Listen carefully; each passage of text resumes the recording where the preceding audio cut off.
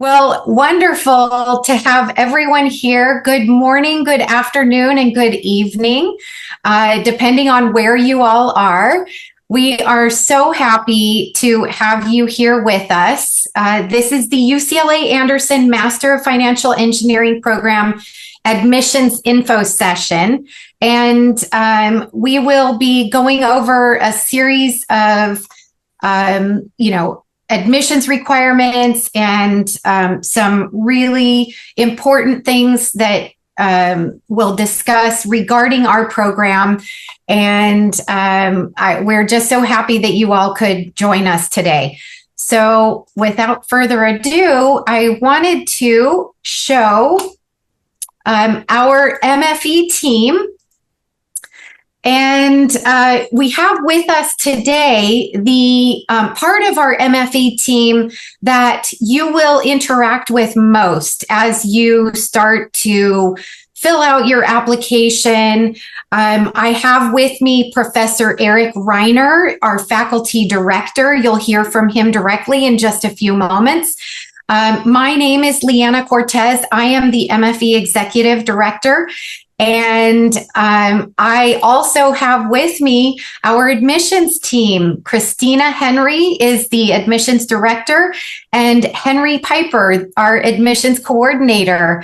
And then I will pass it on to you all to briefly introduce yourselves. Eric, if you'd like to introduce yourself first and then pass it on.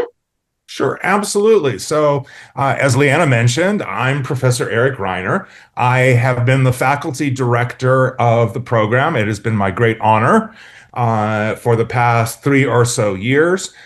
Before that, I was teaching in the MFE program at Berkeley. I taught the core derivatives course as well as leading the applied finance project there. And I teach some very similar courses in our program here, as well as overseeing the curriculum and being very, very proud of our very strong MFE team.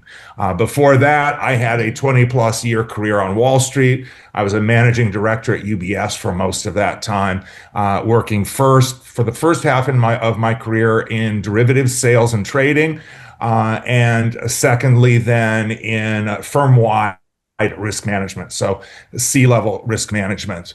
So I have a breadth of experience. I like to say that I spent most of my career, most of my life straddling the academic world and the world of industry.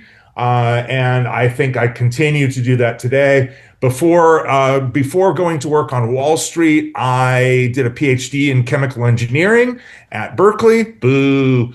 And before that, an undergraduate degree in chemical engineering and a minor in economics at MIT. So I'm the one real engineer at the helm of the program. And I hope that gives me a position where I can feel comfortable guiding you in your curriculum and in your careers. And let's see, I see Christina next. So why don't I hand it over to you? Great. Thank you, Eric. If you will click forward to the, Christina, introduce yourself.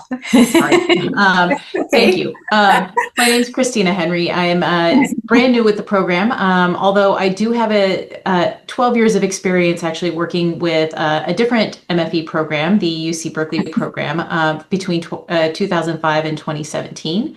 I've also worked in corporate recruiting for hedge funds, for startups, both in cybersecurity, robotics, and in AI.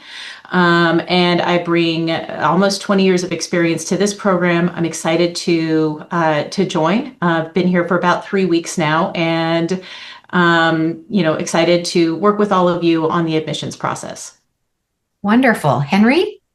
Hi, everyone. My name is Henry Piper. I'm the admissions coordinator for our MFE program. I started back in December, and I have about 3 years of graduate management admissions experience, some from Vanderbilt, some from Georgetown. But as a great singer once said, nothing comes close to the Golden Coast. So I'm very happy to be here. Thank you. That's wonderful. Actually, so in fact, everyone except me is a Southern California native. Is that not correct? Right. That is That's correct. right, actually, yeah. Correct. I'm just, I'm just an interloper. Okay, wonderful. Well, we will move on, and I just want to highlight what we will be discussing. Here's the agenda. We will go into an introduction of what financial engineering is.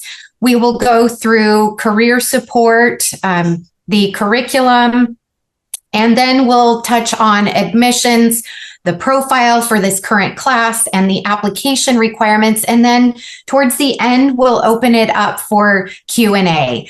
And so without further ado, let's get started.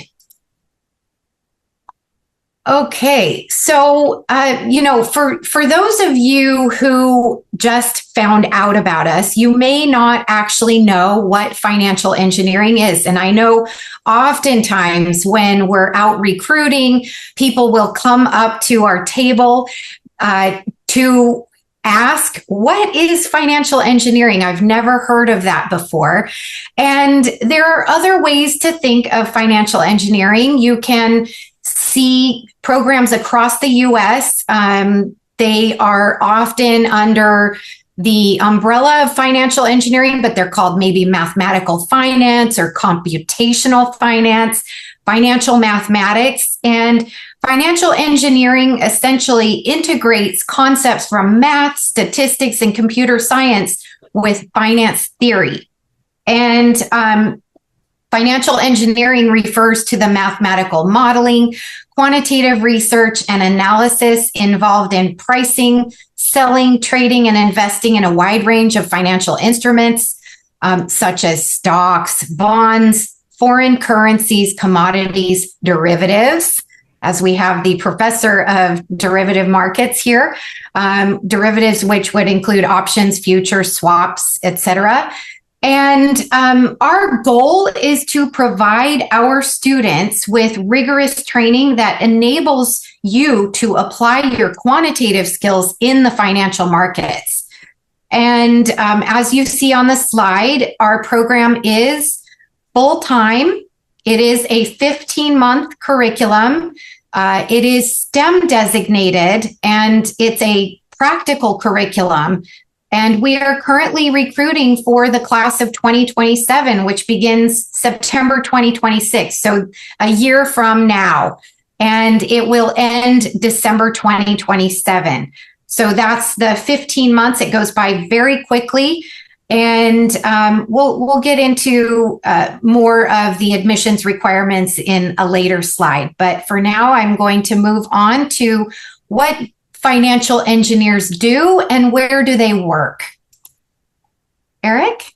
Yes, absolutely. So Leanna has given you already a bit of insight, if you haven't already had it, about what financial engineering is. So maybe just to recap, what we call financial engineering, and ours is a Master of Financial Engineering program, is pretty much the same as what some programs will call financial mathematics or computational finance. And there are several such programs across the US as well as globally. And it really kind of just depends on where and what you choose to emphasize in entitling your program. But the basic idea is to take an engineering mindset, an engineering approach, as well as the tools that you will commonly see that we adopt from engineering and from STEM programs more generally, and apply those to financial markets. And there are a whole bunch of career paths. We've been calling it financial engineering. Really, I think the use of the language began just at about the time that I entered the field, which frighteningly was 35 years ago. And at that time, the International Association of Financial Engineers, which is now called the IAQF, International Association for Quantitative Finance, was created. So that was probably the first point at which financial engineering became commonly used as a phrase. So what are the components there? And I would, by the way, emphasize not just financial theory, but financial practice, because it's data and it's applications in addition to models. And if you're thinking that all we do is create mathematical models, then you might be missing part of the point, because in the end, it's real data and real markets that make these careers go. So yes, quantitative models and methods for decision making, whether it's modeling the markets, whether it's attempting to predict some aspects of the markets, and many career paths have evolved. So what are some of the things that our graduates do? They might analyze and model markets, portfolios, products, strategies. Very common, and perhaps the most traditional career is implementing and testing models and trading strategies, such as one might do in a hedge fund. We've mentioned here projecting and forecasting market and portfolio behavior. Very important to understand if you are trying, for example, to control the risk of a very diversified business, and then analyzing, evaluating pricing, products, and strategies. So what are the types of firms that financial engineers might work in? Where we place many of our students, because of the strength of the LA Basin and Southern California more broadly in asset management, is we place many of our students in asset management firms and roles. We see a lot of our students going to work for major consulting firms like KPMG, E&Y, trying to then support their clients in understanding the valuation and the risks of their portfolios. Portfolio management as well, quite similar to asset management in the sense of focusing on a particular strategy and managing that. Risk management, quite commonly. So for every trading operation that you have, for every strategy you put in place, you also need to be able to evaluate the risk, assess the risk, and manage it. The two have to go hand in hand, right? Trading without risk management is almost a guarantee of blowing up. And I spent a good bit of my career after being on the trading side, then in risk management.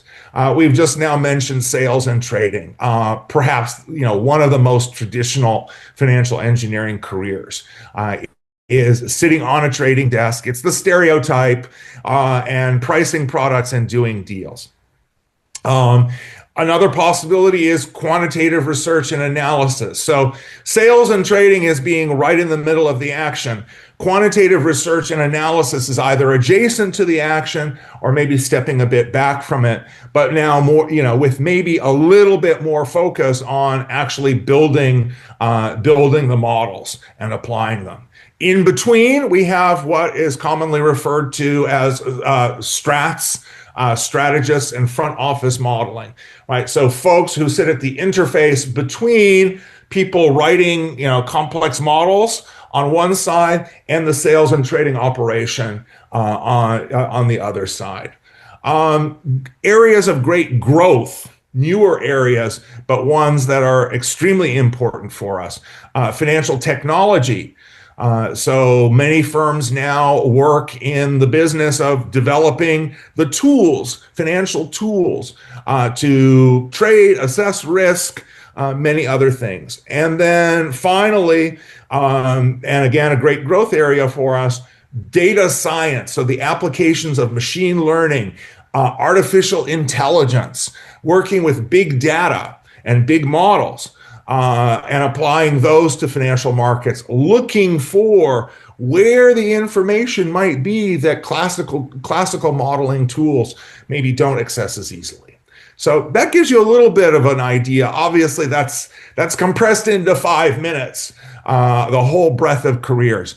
But we take notice of all of these and we try to create within our program the opportunities for our students to pursue one or more of these objectives. I'll continue and talk really briefly about career support. I'm not going to go around every single dot in the circle, except that each of those is an example of how our career support team and how the MFE team more broadly works together with our students to prepare them and support them in their career searches. And ultimately, this is our core goal, right? Our core goal in terms of you is preparing you for a career, a full career in financial engineering, in applications of quantitative finance.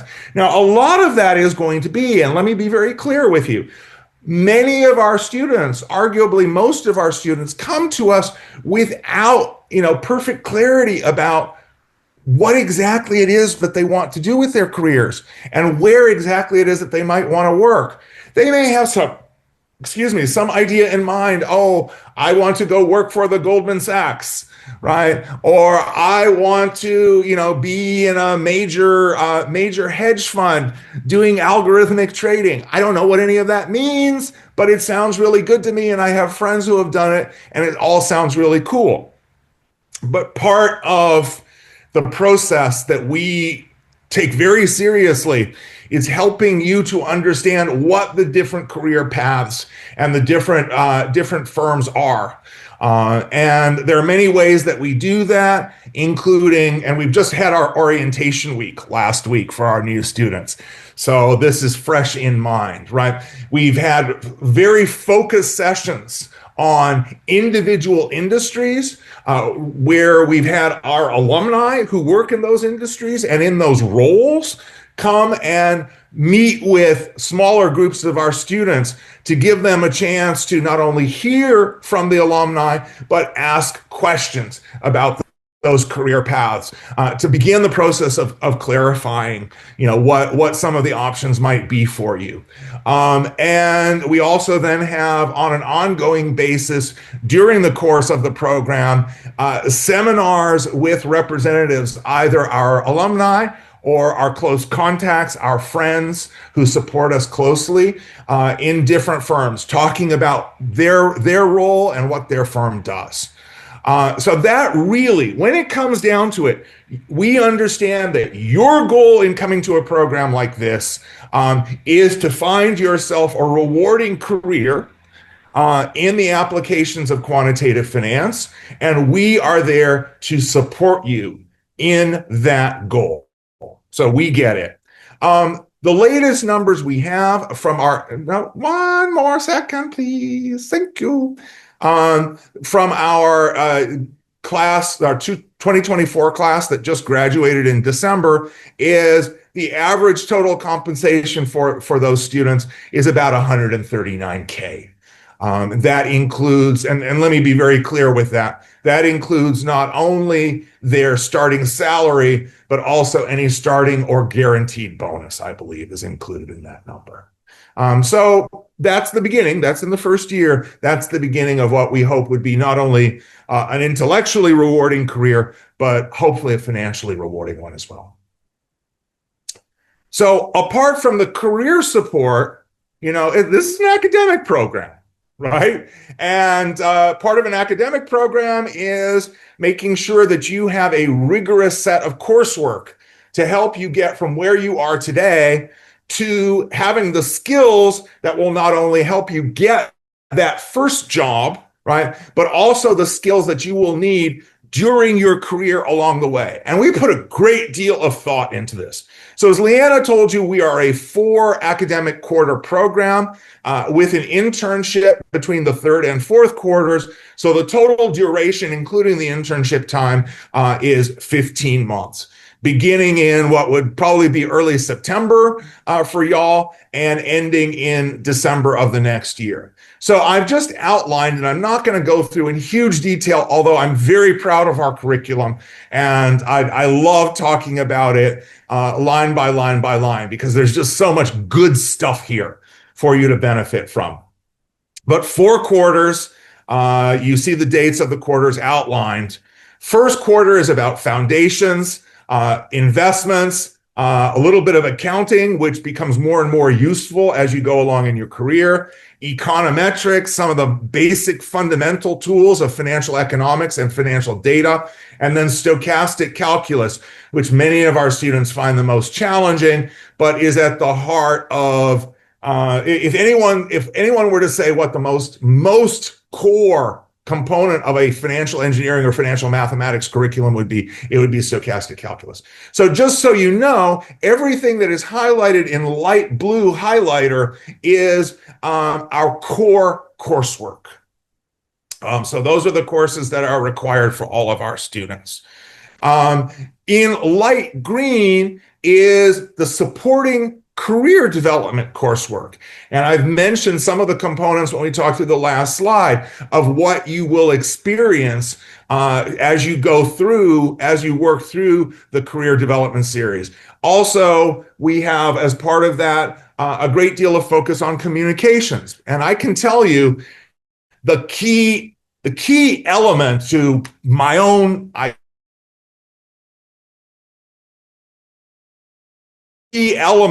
own success on Wall Street was communication. Communication up, communication out, communication to members of my team.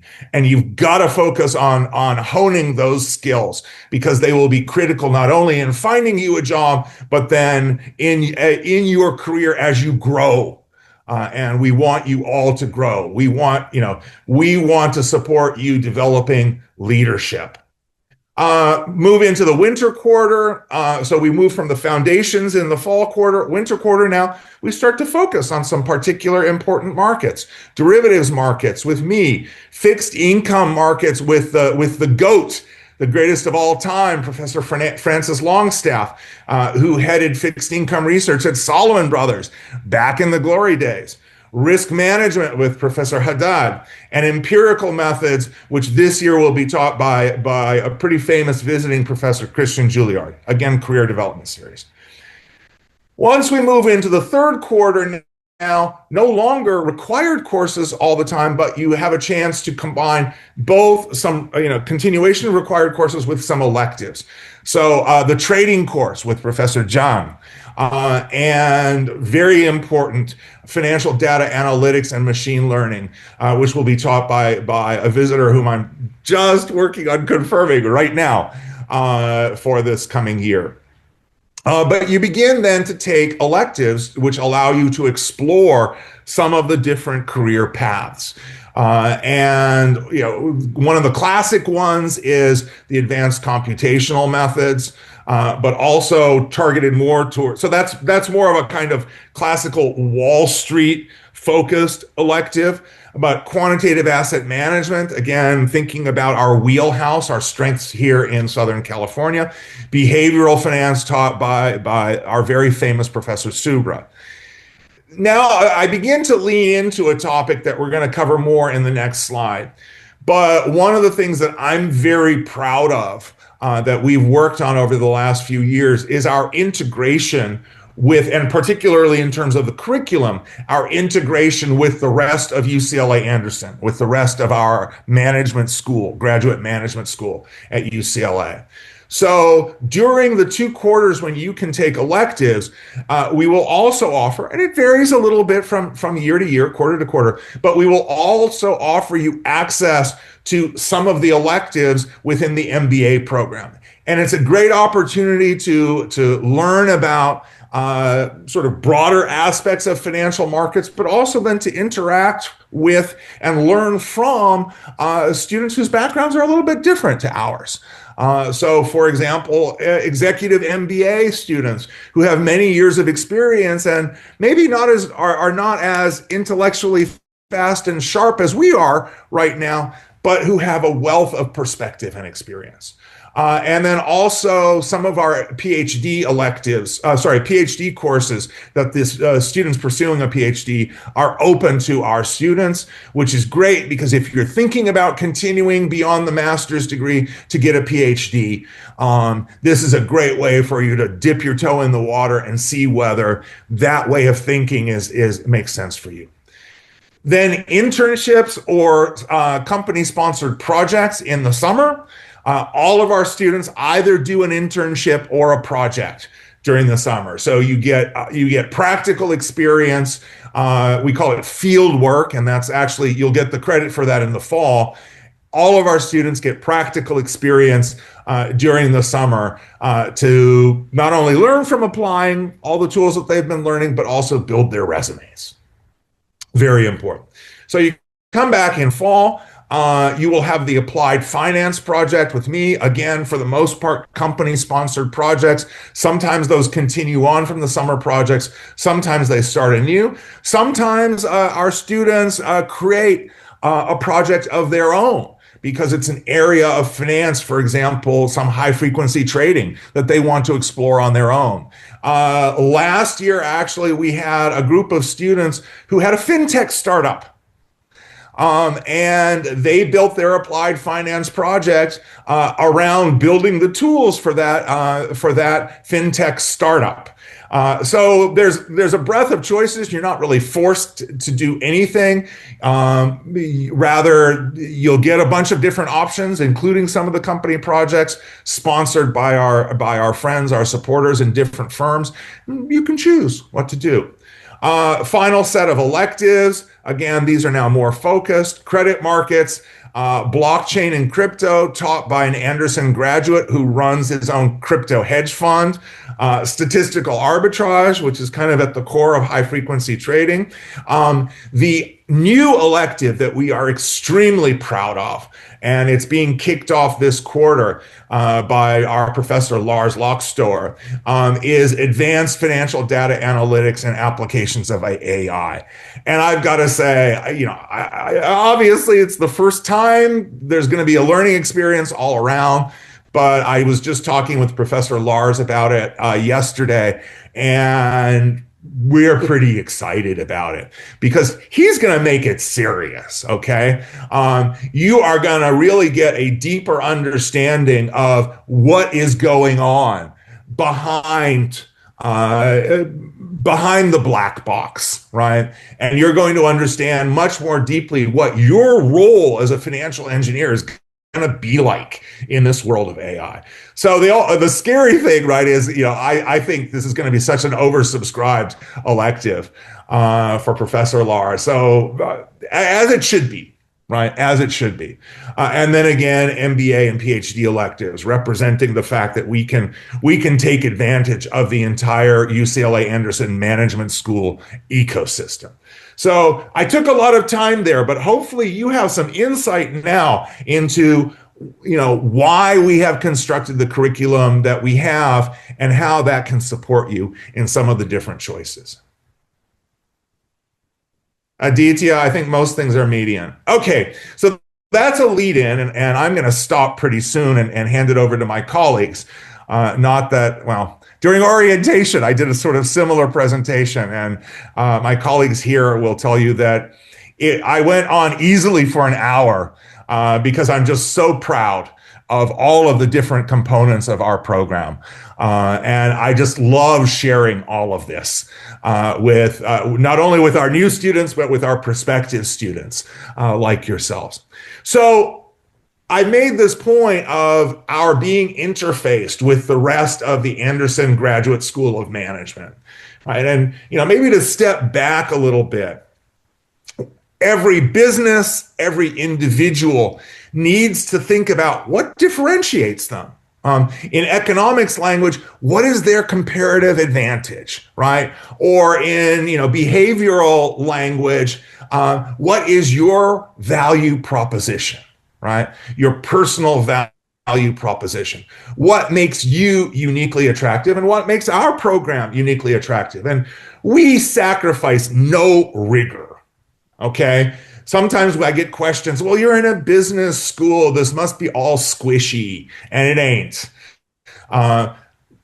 Try out our stochastic calculus course, try out my derivatives course, try out computational methods, try out our empirical methods. There ain't nothing squishy about it. We will make you work, right? Don't come here, thinking it's going to be easy. Yes, you will pay a significant amount of tuition to come to our program, but we promise you, you will be exposed to the skills you need for success. Okay, value proposition, fine, that's on the academic side. But now, how do we take advantage of this, not quite unique, but almost unique situation we have? We're one of the few programs that is situated in a business school. And there are so many ways that we do that.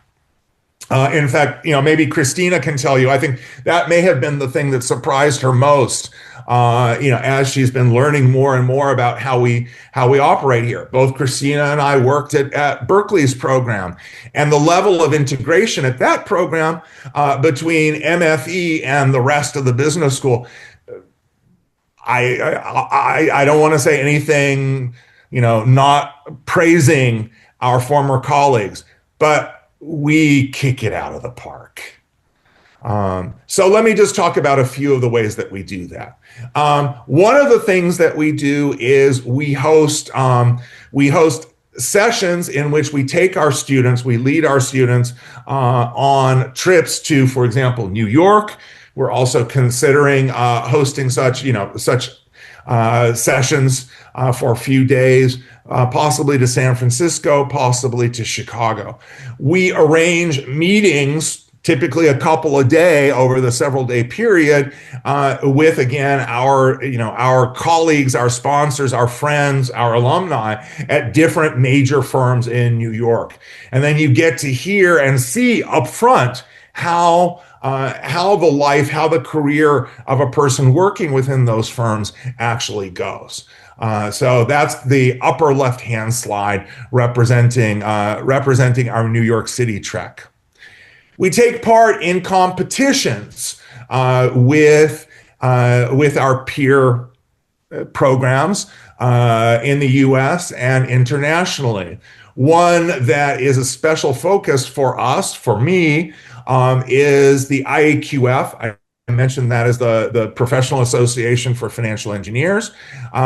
Each year has a student paper competition where an open-ended problem is posed to all of the different programs. And we form teams. We're allowed to form one team for every 30 students that we have. And you're given an open-ended problem and 5 weeks to figure out how to make some sense of that problem, work with some data, build some models, and tell a story around it. Ultimately, that has to be condensed into a 10-page, upper limit, double-spaced 12-point paper. It's made very specific that way. And I'm very proud of this. Because before a few years ago, UCLA had taken part from time to time, but had never won. We have won, and winning means that for the maybe 25 or so papers that are submitted each year, typically between 4 and 6 are selected as the winning papers by a team of judges. It's a double-blind process. We have won each of the past 3 years. And 2 years ago, as a matter of fact, 2 of our 3 teams were selected, which is a very rare occasion indeed. So the team that's me in the bright red tie, my power tie, my Wall Street tie, with our some of our famous buildings on the UCLA campus in the background. That is us celebrating the victory of our winning team from this year, this past year. And I am looking forward to gearing up for us to compete again this year. And, you can't guarantee anything, but just like in Hunger Games, we try to make sure that the odds are ever in our favor. So that tells you a little bit about that. Networking events, both with our own students, but then across programs within UCLA Anderson. So this is now the lower right-hand picture that represents that. So typically once or twice a month, there is what's called Andernoons, And it's open to all of the students across Anderson, whether MBA students, full-time employed MBA students, our program members, the Master of Science of Business Analytics students. And the idea is to get together and have some downtime on a Thursday afternoon. Great opportunity to build your network and continue to polish the social skills, which are very important and very much part of what we hope is one of our advantages within a business school. The thing about this also is I look at this picture and it reminds me we do some activities outside of the program too. I like to lead at least once a year a walk through our beautiful, if you've never been to the UCLA campus, we've got a bunch of people here from LA who know the UCLA campus is truly beautiful, situated in a city with amazing weather. And we like to take advantage of that. So I lead a walk through our botanical gardens at least once a year for our students. And I like to point out, depending on when we go, what's in bloom, some of the plants that are very interesting, because I'm kind of an amateur botany geek. So that's a little bit of it. And then finally, if we go to the lower left-hand corner, we are integrated with a number of the programs across UCLA Anderson. These are our Think Fellows for this year's class. So the name Larry Fink, you may know of it, founder and CEO of BlackRock, world's largest asset manager. He's very, very loyal to UCLA, double Bruin, so undergraduate and MBA from UCLA. He has endowed some fellowships that allow our students to gain some mentorship, get exposed to the classes of fellows over many previous years. And before a few years ago, when we would ask about the Think Fellows, they would say, no, that's just an MBA thing. That's all it is. And we made an effort to, seize the opportunity and be recognized. These are the Think Finance Fellows. What is more finance at UCLA Anderson than the MFE program? And so now each year we can, it depends on the year, but 3 or 4 of our students are selected as Think Fellows. Again, very prestigious. So whether it's the IAQF competition, very prestigious, or things like the Think Fellows, we really access a lot of aspects of our broader communities to support you in building your skills and just giving us even more reasons to be proud of you. So I think that's enough on the Anderson Advantage, and let's move to the next slide. And is that now my chance to hand over? It is. Yay! Yes.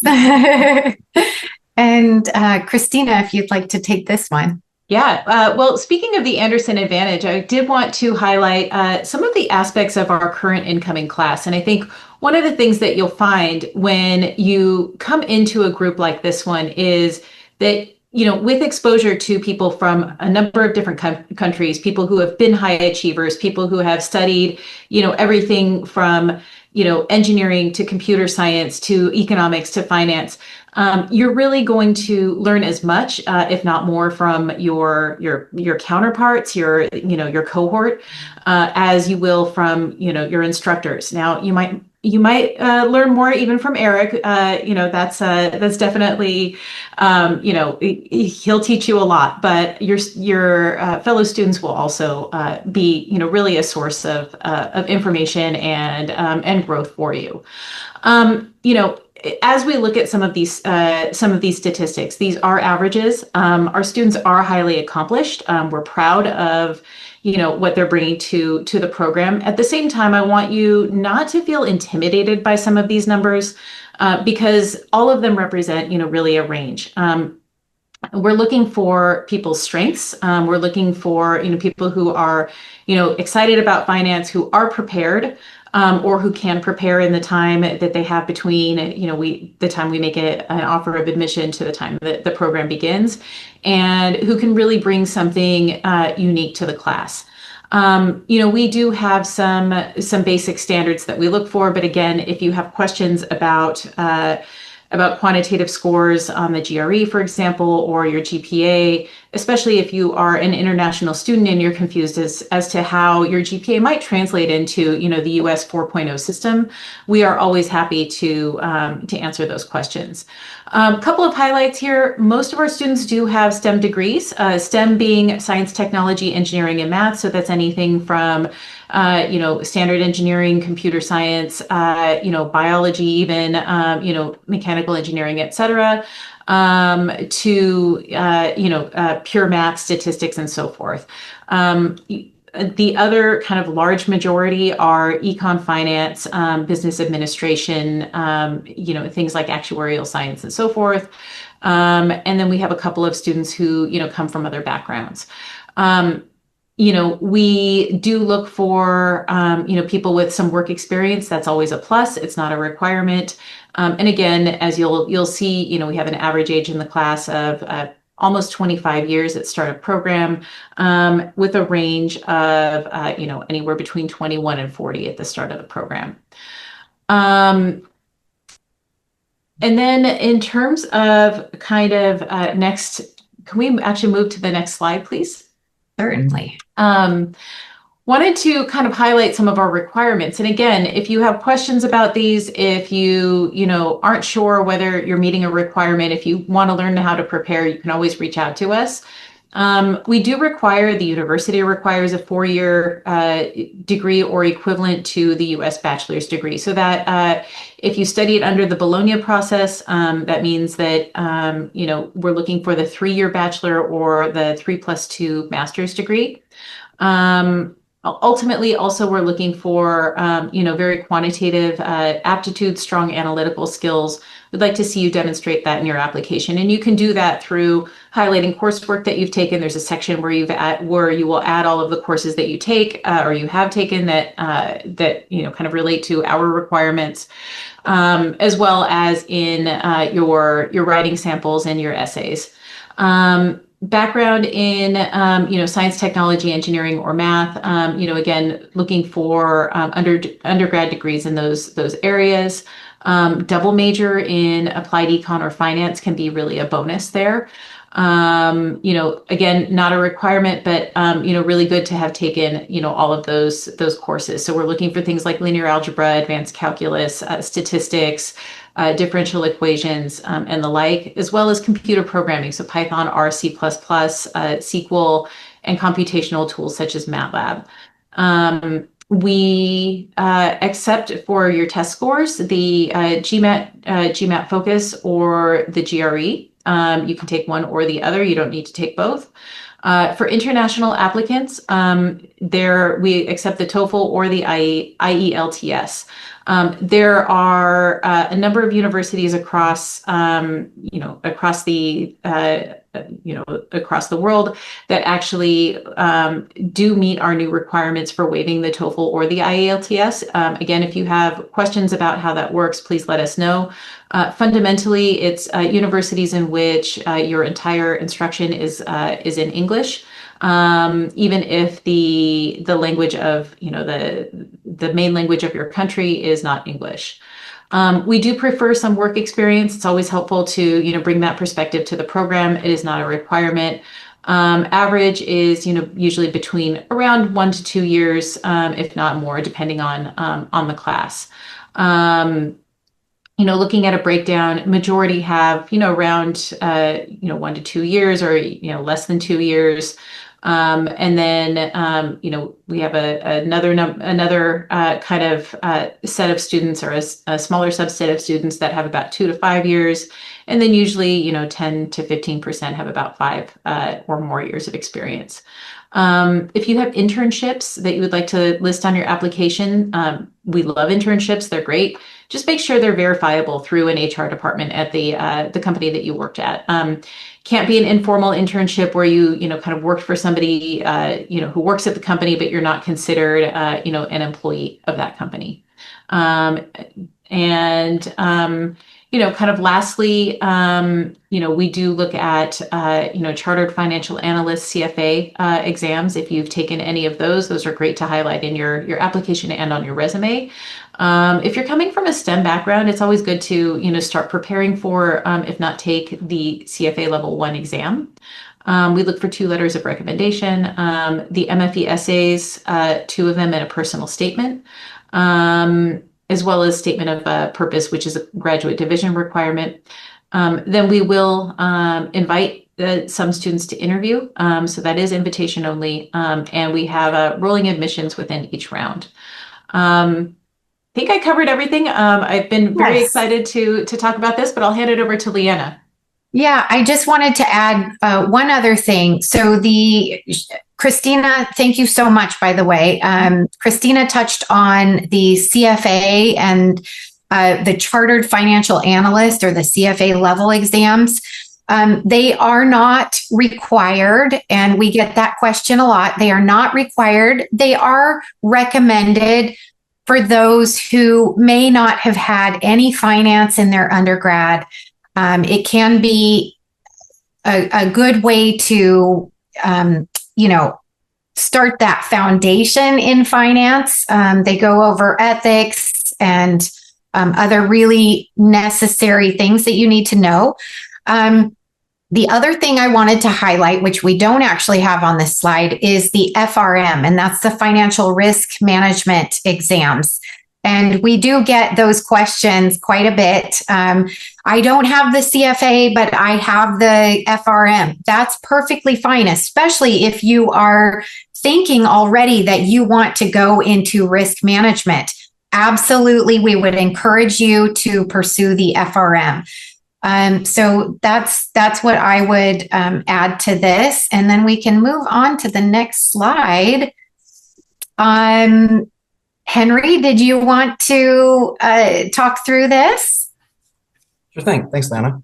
So yeah, the program begins every fall. So as Professor Eric mentioned, we had orientation last week, and our application will be online shortly in early October, and that'll be on our website there. And if you have any questions about that, you are more than welcome to email us. And I shared the MFE admissions email in the chat, but I believe we'll have our own individual contact info at the end of the slide as well.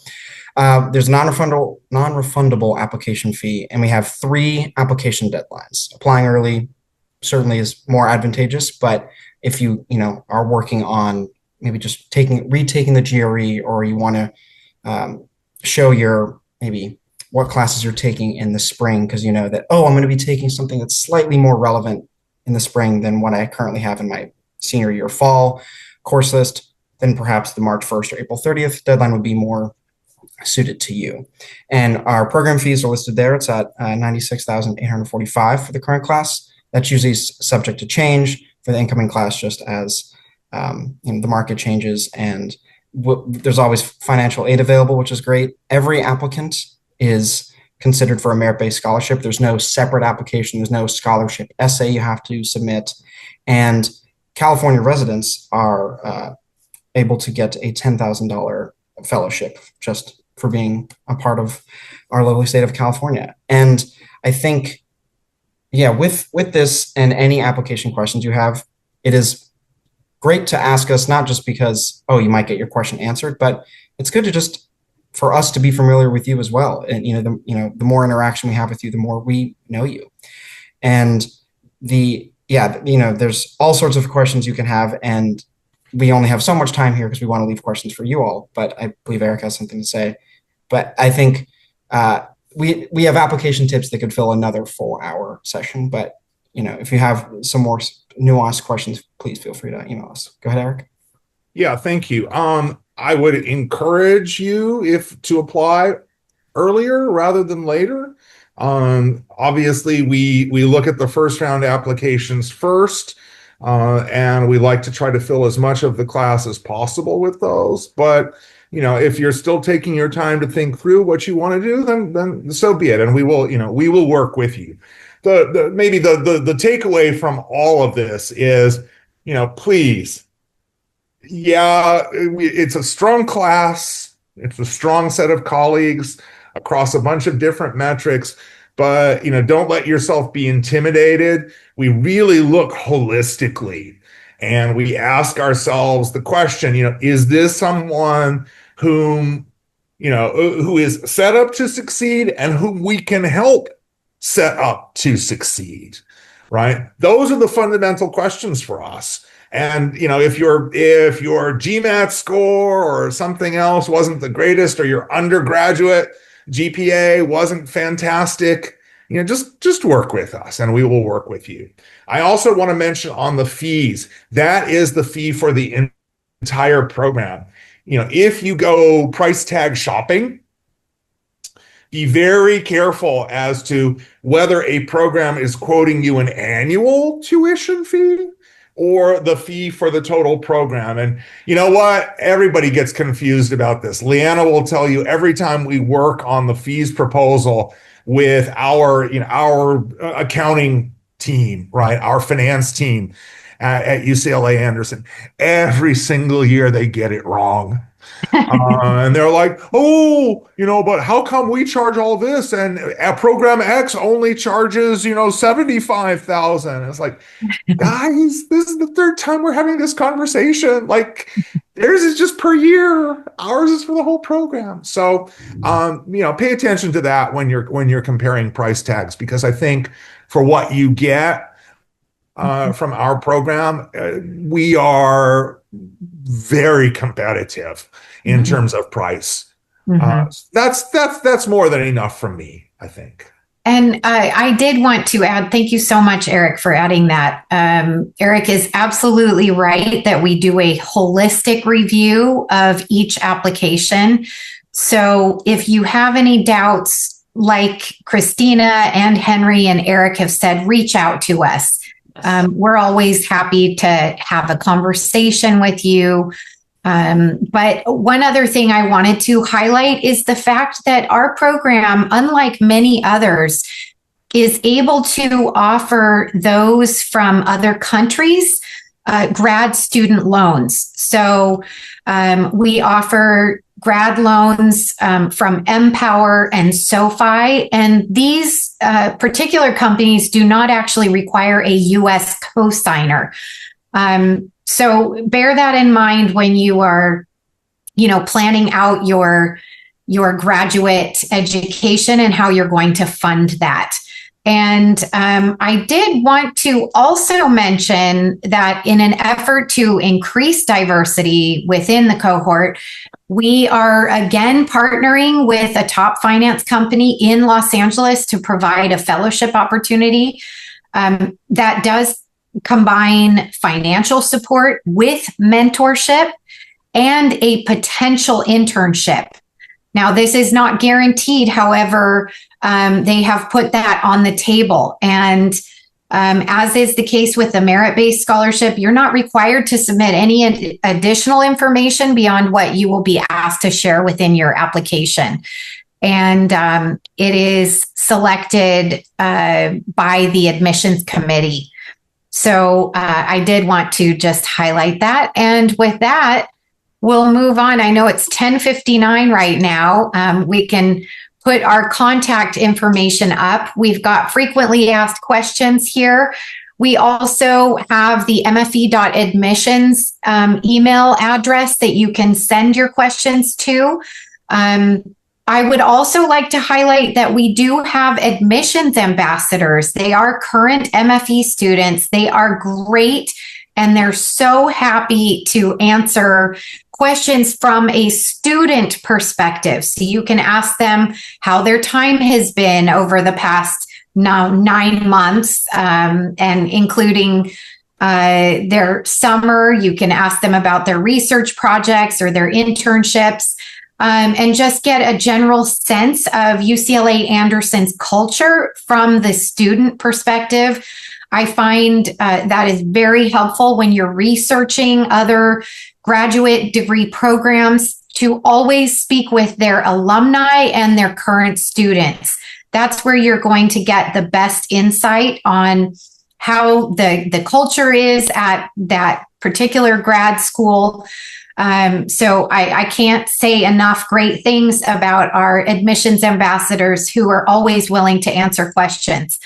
With that, I wanted to open it up. I see that we have some, is that fee for domestic or international students? Is there any others? I've been fielding it. Okay, great. And I see that Andranik, Son of the kebab seller. has Andranik, son of the kebab seller. yes, right, has raised his hand. Did you have a question for us? Yes, I just a quick question. So I'm currently a mathematics and applied sciences undergrad at UCLA. Oh, wonderful. We love double Bruins. Yes. And I was wondering, is there certain skills or personal projects that could be beneficial in admission to this program? Because I'm not very I haven't been a lot in finance or Maybe let me take a stab at this one. So Sure, I mean, number one, we love our Bruins. Mm-hmm. Right. We love our Bruins. They do very well in our program, especially with the departments that you're talking about. Mm-hmm. What year are you in, Andranik? This is my last year, senior. Okay. If you have a chance to take some courses along the way, economics courses, introduction to economics. There is, by the way, also a great program in actuarial and quantitative finance run out of the math department. And you might look and see whether it would be possible for you to take any of the courses offered there.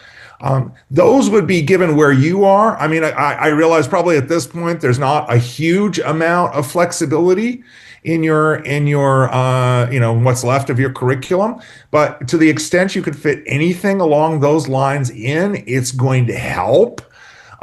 Because number one, you'll learn a little bit of the lingo and a little bit of the way of thinking. And number two, it demonstrates like a genuine interest, right? It demonstrates that, you really are interested in this. And we look, one of the keys to success in any career, right, is that you genuinely like the work, right? You genuinely find it interesting. That was key to me moving from chemical engineering to finance. It was obvious that I loved working on those problems. And so that would be what I might suggest as well. Mm-hmm. Okay, Leanna's actually is 174E like the introduction to quantitative finance? Yeah. Yes, it's financial actuarial math. It is, I believe, taught by Professor Voss, and right. That one false, right? False. Yeah, false.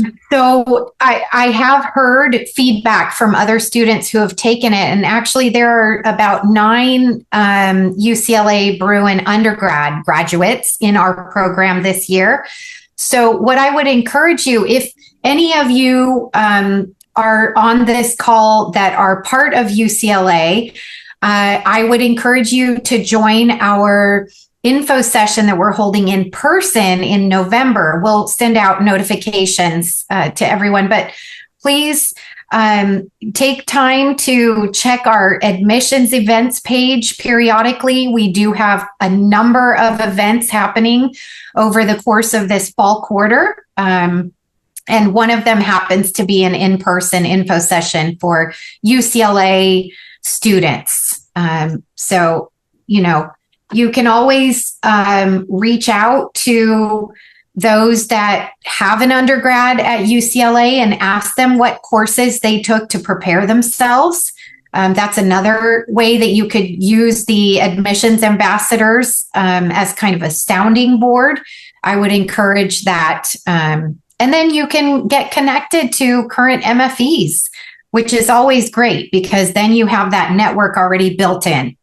And it's actually great for you to talk to, and this might be a good reason to come to the info session in person, right? It's great to talk to the UCLA undergraduates, the double Bruins in our program, because they can give you very specific course tips. Yes. They can talk to you and be like, okay, which courses have you had already, like in math or statistics? And then they can say, oh yeah, well, the one you need to take next is this one, which is fantastic, right? I have a pretty close relationship with Professor Foss. His courses are great pipelines into our program. Yes. Okay, Samuel Turner has a question. He's raised his hand. Hi, Samuel. Yeah. Hey, how's it going, guys? So I, full disclosure, I graduated as a physics major, and I was actually mostly looking at physics PhD programs, and my academic advisor actually pointed me to this program as something to consider. So I'm kind of just wondering, I don't really have any financial background. I haven't taken the GRE or GMAT. Is it realistic for me to apply this cycle, or do I need to sort of take a year to get all those things done? I think you could apply this cycle. If you took a couple of courses in finance, you can take online courses. We can even share, some titles of books with you that you can read to prepare. And then a GRE you would take for a PhD in physics anyway. It's the same GRE. The same GRE broad test, right? Yeah. In physics, you take the advanced test. Right. So the general GRE test. Yeah. And there's no advanced test for financial engineering. Yeah. So you would find, I'm sure, the quantitative section of the GRE to be, relatively straightforward, I would say. Yeah. No, you'll have no problem. Really, Samuel, I mean, physics grads, were you also a UCLA undergrad? Yeah. Okay. Yeah. Physics undergrads, UCLA, you're going to do fine. Yes. You're going to do more than fine, right? And by the way, you should chat me the name of your advisor who pointed you in this direction, because this is someone I'd like to get to know better. Okay, yeah, sounds good. And I'm actually curious, Samuel, what made the person who advised you to come our direction advise you in this direction? Was it because you were kind of interested in maybe a finance career, or?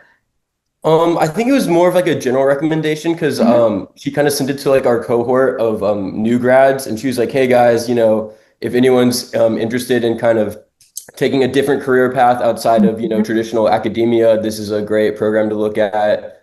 And because I remember I met with her because I actually worked for the school. I did undergraduate research with Professor Rosenzweig, and so wonderful. I've been collaborating with her to kind of figure out different graduate programs. And this was kind of she's like, yeah, there's all these great PhD programs, but then, this is another thing that you can do that's also a good use of your time. Yeah. Samuel, I would say start talking to us because you have a pretty darn good grounding. Okay, and also something that I don't know if we brought it up earlier, but a key aspect of the application that not everyone has to use because it's optional is our MFE Essay 3, which is where you just kind of address atypical or noteworthy circumstances about your application. So if I was a communication undergrad, and if I decided all of a sudden I wanted to apply to financial engineering, I would use that MFE Essay 3 to explain why do I have perhaps irrelevant or less relevant academic experience and why I'm thinking about this change in the first place. So if you felt like there was something extra you wanted to address in there that perhaps wasn't in one of our required essays, that optional Essay 3 is a great chance to do that. I mean, physics is one of the best possible trainings for our program. Right. The way of thinking about problems that you gain from a physics degree is very, very relevant to the way you think about problems in our program. When I talk through in my derivatives class, some of the modeling approaches, I mean, I sometimes use analogies from physics, but some of the big names actually in mathematical finance turn out to be the same as the big names in physics. Richard Feynman shows up very early in my course, right? The Feynman-Katz theorem is one of the key concepts. If you, I don't know how much you kind of went down this path, but if you ever heard of John von Neumann, kind of one of the great theorists, that's very important in the development of Monte Carlo methods. In fact, the classic Monte Carlo paper that I refer to is like a bunch of physicists from Los Alamos. So it's really great preparation. Okay, cool. Wonderful. Well, thank you guys Thank for you. answering all of that. I appreciate that a lot. Sure. And Tiana has a question. She is actually studying physics right now at UCLA and is exploring financial engineering as a possibility. And she's asking, do companies prefer higher degrees in STEM fields like physics, electrical, computer engineering, or specifically financial engineering degrees?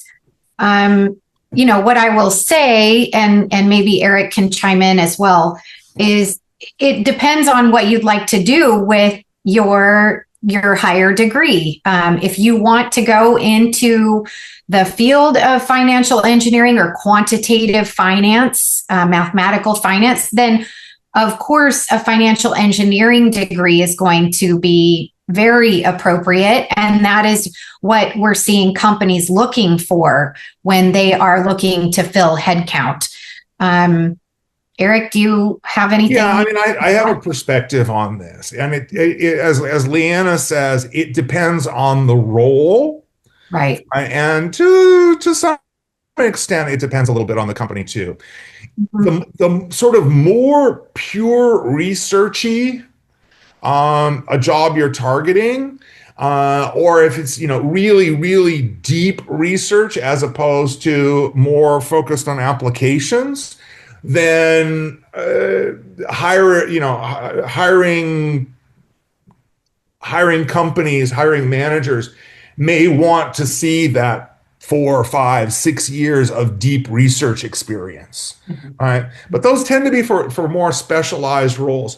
By the way, and we don't see it as much these days because the flow of PhD students isn't as great as it was, but a great preparation often is we get students who have already completed a PhD in something like physics or statistics, and now they want to pivot a little bit, right? And they want to take that research experience and that deep knowledge that they built in the PhD program, right, and figure out how to learn the language, and figure out how the financial markets think about those problems.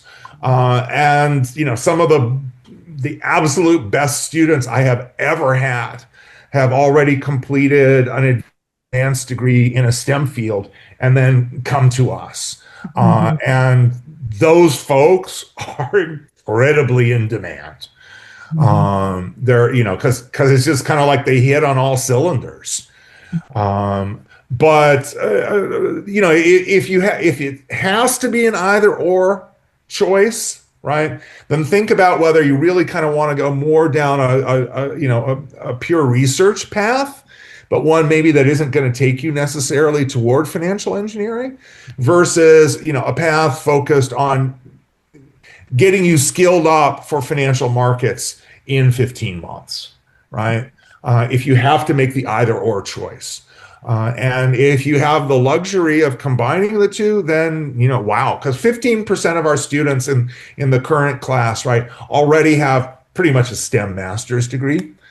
And, that's, I know I can look at them. I'm going to be looking for them near the top of my classes. Tiana, I hope that answered your question. And I realize we're about 15 minutes over when we promised we would end. And I wanted to thank everyone again for joining us and for staying till the end and even past the end.